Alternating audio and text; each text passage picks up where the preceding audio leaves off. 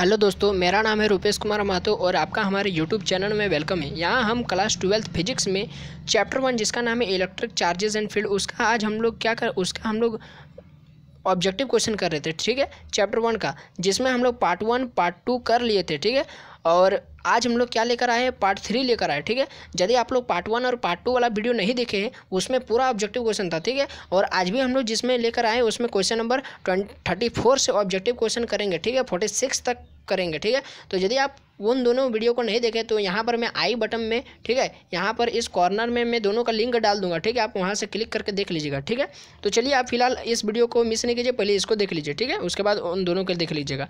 पहले देखिए इस क्वेश्चन में क्या कह रहा है, बोल रहा है कि name the principal which is mathematical equivalent of Coulomb's law and superposition principle. यानी आपको उस प्रिंसिपल का नाम बताना है, उस प्रिंसिपल का नाम बताना है जो मैथमेटिकली कूलम्स लॉ और सुपरपोजिशन प्रिंसिपल के इक्वल होता है। ठीक है, समझ में आ गया क्वेश्चन क्या बोल रहा है? तो इसका आंसर क्या होगा, Gauss theorem, Gauss theorem of electrostatics. यानी गॉस थ्योरम का फॉर्मूला का यूज करके हम लोग कूलम्स लॉ का भी फॉर्मूला डिराइव कर सकते हैं और सुपरपोजिशन प्रिंसिपल को भी प्रूफ कर सकते हैं। समझ में आ गया क्या इसका आंसर था? ठीक है, अब हम लोग नेक्स्ट क्वेश्चन में आगे बढ़ते हैं कि what is the relation between electric field intensity यानी ई वेक्टर और इलेक्ट्रिक फ्लक्स फाई के बीच का रिलेशन आपसे पूछ रहा है। तो electric field intensity E vector और इलेक्ट्रिक फ्लक्स फाई के बीच का रिलेशन क्या होता है, आपने पढ़ा है यदि गॉस थ्योरम तो, और मैंने भी आपको पढ़ाया, आप प्रीवियस वीडियो देख सकते हैं, प्लेलिस्ट सबसे पहले आप खोल कर देखिएगा। ठीक है, मेरे चैनल में। तो फाई बराबर आपने पढ़ा E dot D S vector. ठीक है, ये पढ़ा है, ये डॉट प्रोडक्ट होता है और जब इसको तोड़ते हैं तो क्या आता है, डॉट प्रोडक्ट है तो ई delta D S delta S cos theta. ठीक है, तो देखिए फाई बराबर रिलेशन ये बनता है, तो देखिए यहीं पर ये वाला लिखा है।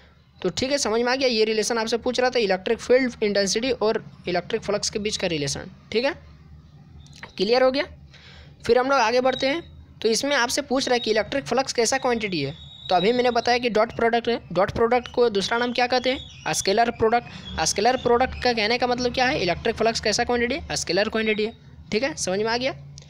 उसके बाद हम लोग आगे बढ़ रहे हैं, तो बोल रहा है कि इलेक्ट्रिक फ्लक्स का आपका एसआई यूनिट क्या होता है। तो थोड़ा मैं आपको फॉर्मूला याद करा देता हूँ कि इलेक्ट्रिक फ्लक्स फाई बराबर क्या होता है, क्यू बटा एप्सिलॉन नॉट भी होता है, ये भी एक फॉर्मूला होता है। ठीक है, तो क्यू मतलब क्या है, चार्ज, चार्ज का क्या होता है, चार्ज का कूलम।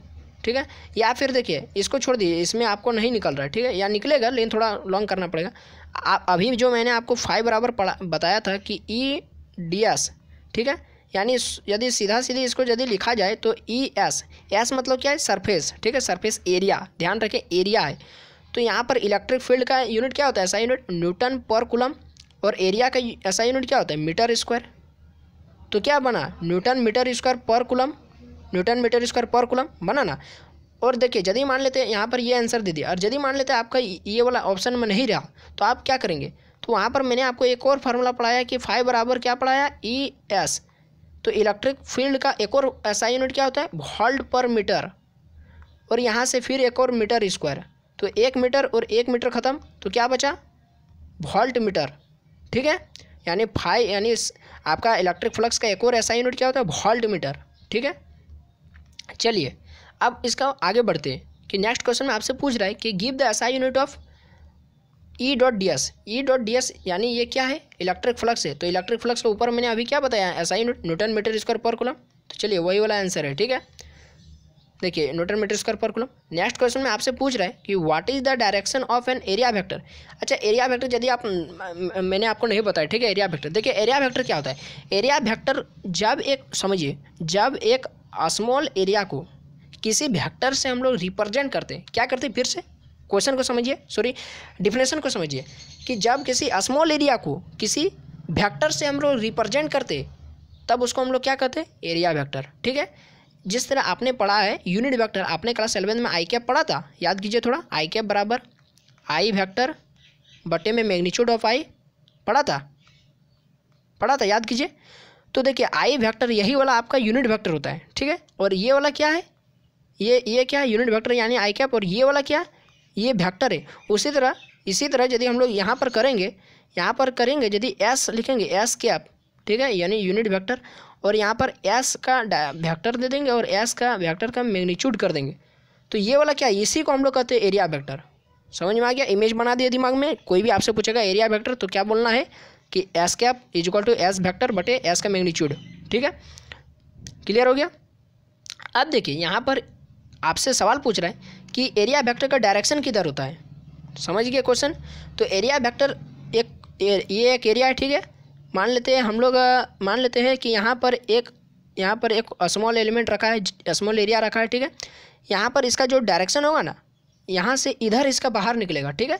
यहाँ पर इसका एस वेक्टर इधर होगा, ठीक है। ये किसके लिए, डीएस के लिए। यहाँ पर स्मॉल सरफेस था, ठीक है। तो देखिए ये कोई भी हो नॉर्मल, कोई भी नॉर्मल बाहर निकलता है, इस क्लोज सरफेस से बाहर निकलता है, ठीक है। या फिर कोई भी सरफेस हो सकता है, ठीक है, बाहर निकलने का प्रयास करता है, यानी आउटवर्ड। लेकिन नॉर्मल, ये इसको याद रखिएगा, नॉर्मल चाहिए इधर ऊपर उठ रहा है लेकिन नॉर्मल उठेगा, ठीक है। इधर जा रहा है लेकिन नॉर्मल उठेगा, ठीक है, लेकिन बाहर निकलेगा। वही है कि एरिया वेक्टर का डायरेक्शन किधर होता है, अलोंग आउटवर्ड, बाहर की ओर, drawn normal to the surface, जो सरफेस का है उसका नॉर्मल। ठीक है, क्लियर हो गया, ठीक है। उसके बाद नेक्स्ट क्वेश्चन में हम लोग आगे बढ़ रहे हैं। देखिए how much is the electric flux, आपको पूछ रहा है इलेक्ट्रिक फ्लक्स कितना होगा, ठीक है। इलेक्ट्रिक फ्लक्स का वैल्यू निकालने बोल रहा है कि through a closed surface due to a charge lying outside the closed surface, ठीक है। थ्रू ए क्लोज सरफेस, ठीक है, ड्यू टू ए चार्ज, एक चार्ज के कारण lying outside the close surface. अब देखिए क्लोज, इसको समझिए, इलेक्ट्रिक फ्लक्स क्या होता है। इलेक्ट्रिक फ्लक्स का डेफिनेशन मैंने आपको पढ़ाया है, ठीक है। इलेक्ट्रिक फ्लक्स क्या होता है, ये क्लोज सरफेस, ठीक है। तो the total number of electric field lines, देखिए ये इलेक्ट्रिक फील्ड लाइंस है, ठीक है। Electric field lines, the electric field lines, ठीक है। ई इलेक्ट्रिक फील्ड इंटेंसिटी, ठीक है। The total number of electric field lines passes through any close surface normally, समझे definition. The total number of electric field line passes through a close surface normally, ठीक है। देखिए अब यानी किसी भी क्लोज सरफेस से कितना इलेक्ट्रिक फील्ड नॉर्मली पास कर रहा है। देखिए ये आपका नॉर्मली है, नॉर्मल है, ये आपका नॉर्मल है, ये आपका नॉर्मल है, ये आपका नॉर्मल है। तो कई गो टोटल इलेक्ट्रिक फील्ड गया, 1 2 3 4 गो। अच्छा इसको हम लोग गिनेंगे इलेक्ट्रिक फील्ड में, इलेक्ट्रिक फ्लक्स में नहीं गिनेंगे। तो इलेक्ट्रिक फ्लक्स क्या होता है, जितना आपका इलेक्ट्रिक फील्ड पास हुआ नॉर्मली किसी क्लोज सरफेस से, उसी को इलेक्ट्रिक फ्लक्स कहते हैं, ठीक है। तो क्या ये गया उसका नॉर्मल, नहीं, तो इसको हम लोग गिनेंगे नहीं, ठीक है। इसको नहीं गिनेंगे, इसको नहीं गिनेंगे। उसी तरह आपसे पूछ रहा है कि यहाँ पर जितना भी करंट जो पास हो रहा है, जितना भी इलेक्ट्रिक फील्ड पास हो रहा है ना, वो lying outside the close surface, उस क्लोज सरफेस के बाहर में पार हो रहा है। कोई इससे नहीं जा रहा है, कोई नहीं जा रहा है, सब बाहर में जा रहा है। तो फिर आपसे पूछ रहा है कि तब फिर वहाँ पर इलेक्ट्रिक फ्लक्स का वैल्यू कितना होगा। समझ गए ना, आंसर क्या होगा, 0। चलिए नेक्स्ट क्वेश्चन में बढ़ रहे, ठीक है। नेक्स्ट क्वेश्चन में आपसे पूछ रहा है, देखिए सब क्वेश्चन का मैं ट्रिक बताऊंगा, ठीक है, ताकि आपको कोई रटना ना पड़े और एग्जाम में कोई दिमाग लगाने की जरूरत ही नहीं पड़े, ठीक है। एन इलेक्ट्रिक डायपोल, समझिए क्वेश्चन को, इलेक्ट्रिक डायपोल का बात कर रहा है, ठीक है, डायपोल का बात कर रहा है, ठीक है। किसका बात कर रहा है, डायपोल का बात कर रहा है। ये वर्ड को ध्यान दीजिए, बस इसको देखिए और किसी को नहीं देखिए, छोड़ दीजिए, पूरा क्वेश्चन को पढ़ भी नहीं कीजिए। देखिए an electric dipole of dipole moment, उसका डायपोल मोमेंट दे दिया, इससे हमको कोई लेना देना नहीं। Is enclosed bye close surface, ठीक, क्लोज सरफेस कोई बात नहीं। What is the net flux coming out of the surface. तो देखिए अभी बोल रहा है कि आपको कितना फ्लक्स आपका आएगा आउट ऑफ द सरफेस, उस सरफेस से बाहर कितना फ्लक्स जाएगा, कितना फ्लक्स जाएगा उस सरफेस से बाहर। सिंपल सा बात है, यहाँ पर आपसे यहाँ पर पूछ दिया है कि इस क्लोज सरफेस के भीतर में क्या है, एक डायपोल है। तो डायपोल कैसे बनता है, डायपोल कैसे बनता है, जहाँ पर एक नेगेटिव चार्ज होता है इस कोना में, उसके बाद इस कोना में एक पॉजिटिव चार्ज होता है, और बीच का इन लोग का बीच का डिस्टेंस कितना 12 होता है, ठीक है, 12 होता है। तो ये एक नेगेटिव चार्ज, ये एक पॉजिटिव चार्ज, तो इसका बीच का नेट चार्ज कितना है बोलिए तो, 0 है ना। तो बस इस क्लोज सरफेस के अब बाहर से जाएगा तो चार्ज ही नहीं है, नेट चार्ज, तो फिर फ्लक्स कहाँ से, इलेक्ट्रिक फील्ड कहाँ से आएगा, है। बस सिंपल सा बात, 0 इसका आंसर हो जाएगा, क्योंकि बिकॉज नेट चार्ज इज 0, ठीक है। डायपोल मोमेंट का, डायपोल का नेट चार्ज 0 हो गया, इसीलिए कोई भी फ्लक्स नहीं होगा, ठीक है। इसके बाद आपसे क्वेश्चन पूछ रहा है कि how does the Coulomb's force between 2 point charges, ठीक है। How does the Coulomb's force between 2 point charges depend upon the dielectric constant of the medium. जो आपका कूलम्स फोर्स है एफ, ठीक है, वो मीडियम का डाइलेक्ट्रिक कांस्टेंट पर किस तरह से डिपेंड करता है। तो मैंने आपको एक पढ़ाया, डाइलेक्ट्रिक कांस्टेंट को के से डिनोट करते हैं। के बराबर होता है एफ वी एस सी, यानी वैक्यूम में फोर्स कितना लग रहा है 2 पॉइंट चार्ज के बीच में, और मीडियम में 2 पॉइंट चार्ज के बीच में कितना फोर्स लग रहा है, और दोनों का रेशियो को हम लोग क्या कहते हैं, डाइलेक्ट्रिक कांस्टेंट। तो देखिए अब आपको यदि मीडियम को बाहर निकाल देते हैं, या मीडियम को बाहर निकाल देते हैं, तो ये डायरेक्ट, तो देखिए तो ये बराबर हो जाएगा एफ VSC के जगह में अब नीचे में के आ गया, ठीक है। तो देखिए अब यहाँ पर एफ जो है ना, एफ एम ठीक है, एफ एम यानी मीडियम, वो इन्वर्सली प्रोपोर्शनल है 1/k का। अच्छा डायरेक्टली प्रोपोर्शनल का हम हटाएंगे तो एफ VSC आएगा, ठीक है, एफ VSC कांस्टेंट आएगा, ठीक है। निर्वात में लगने वाला 2 पॉइंट चार्जेस के बीच में फोर्स। तो देख रहे कि हम लोग जो मीडियम में लगने वाला जो फोर्स है और डाइलेक्ट्रिक कांस्टेंट का रिलेशन क्या बन रहा है, F M inversely proportional to 1/k, ठीक है। तो यही आपसे पूछ रहा था कि क्या रिलेशन बन रहा है, ठीक है, किस प्रकार से डिपेंड कर रहा है, किस प्रकार से फोर्स डिपेंड कर रहा है डाइलेक्ट्रिक कांस्टेंट पर उस मीडियम का, ठीक है। तो इस तरह से आप इसको बना लीजिए, आप समझ लीजिए, ठीक है। देखिए इसको मैं आपको PDF जो है ना, PDF इसका टेलीग्राम ग्रुप में इसका PDF में आपको सेंड कर दूंगा, फुल PDF, ठीक है। और इससे पहले 2 वीडियो वाला भी आपको PDF टेलीग्राम ग्रुप में मैंने सेंड कर दिया पहले ही, इसीलिए बोल रहे कि आप टेलीग्राम ग्रुप में जुड़ जाइए, ठीक है। नेक्स्ट क्वेश्चन आपसे पूछ रहा है कि ए चार्ज क्यूब, ठीक है, is placed at the centre of A cube. देखिए आप क्वेश्चन को समझिए, एक हम लोग क्यूब बना दिया, ठीक है, एक क्यूब बना दिया, ठीक है, क्यूब बना दिया, ठीक है, ये क्यूब, और इसका बीच में हम लोग सेंटर में एक चार्ज को रख दिया, ठीक है। बोल रहा है कि क्यूब ऑफ साइड L, और पर क्यूब का साइड कितना है L है, ठीक है, ठीक है। तो बोल रहा है कि what is the electric flux passing through each face of the cube. तो क्यूब के प्रत्येक फेस से, अच्छा क्यूब का कई गो फेस होता है बोलिए तो, आपके घर का कई गो दीवार है, या फिर आपका घर का कई गो फेस है, आप गिनिए तो दीवार 2 4 होगा, ठीक है, ऊपर एक छत, एक नीचे आप जहाँ खड़े हैं वो, तो टोटल 6 फेस हुआ, ठीक है। तो एक क्यूब का टोटल 6 फेस होता है, ठीक है। तो देखिए इलेक्ट्रिक फ्लक्स क्या होता है, तो the total number of electric field line passing through a close surface, तो ये क्लोज सरफेस हुआ, तो इससे टोटल नंबर ऑफ कितना इलेक्ट्रिक फील्ड पास हो रहा है, ठीक है, पूरा से, ठीक है। तो उसको तो हम लोग इलेक्ट्रिक फ्लक्स बोलेंगे। तो अब इलेक्ट्रिक फ्लक्स का फॉर्मूला क्या बन गया, इलेक्ट्रिक फ्लक्स का फॉर्मूला क्या बन गया, हम लोग जानते हैं कितना होता है, Q/ε0 होता है। ये पूरा क्लोज सरफेस का बात कर रहा है, लेकिन अब बोल रहा है कि 6 फेस से ही केवल जाना चाहिए, ठीक है, कोना वगैरह ये सब कुछ से नहीं, हमको केवल फेस से मतलब है, फेस से मतलब है। तो बस इसको 6 फेस से मतलब है, 6 फेस से मतलब है, तो ये पूरा का हो गया, ठीक है, ये, और इसको 6 से गुना कर दीजिए, समझिए, 6 से 6 फेस से गुना कर देंगे, ठीक है। तो 6 से जैसे गुना कर देंगे तो ये आपका किस तरह बदल कर आ जाएगा, 6 इधर नीचे आ जाएगा, तो ये आपका फाइनल रिजल्ट होगा, ठीक है। आपको ऑब्जेक्टिव में इस तरह से ये वाला दिया रहेगा तो आप डराइएगा नहीं, ठीक है, यही वाला आंसर होगा, ठीक है। तो ये बन गया। उसके बाद इसका एक और टाइपिकल मैं अभी आपको बताता हूँ, ठीक है। आपसे सवाल पूछ रहा है कि एक charge Q is placed at the centre of A cube of side L, ठीक है, उसी तरह से फिगर बनेगा, आप अपना दिमाग में बना करके रखिए, ठीक है। उसके बाद यहाँ पर है, ठीक है, उसके बाद यहाँ पर है, ठीक है। तो इस तरह से यहाँ पर नेक्स्ट क्वेश्चन में दिमाग में आपका फिगर बनाए ना, वो क्यूब वाला तो, ठीक है।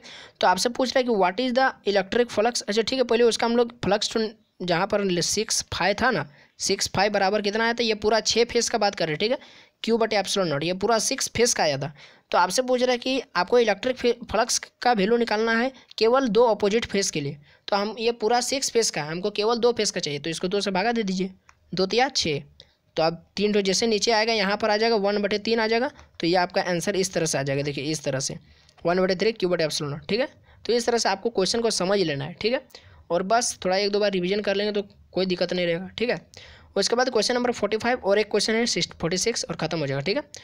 ये पूरा चैप्टर ही खत्म हो गया, ठीक है। आपको चैप्टर 1 जो आपका है ना, chapter 1 electric field and electric charges and field, ये पूरा चैप्टर कंप्लीट करा दिया 46 क्वेश्चन में, ठीक है।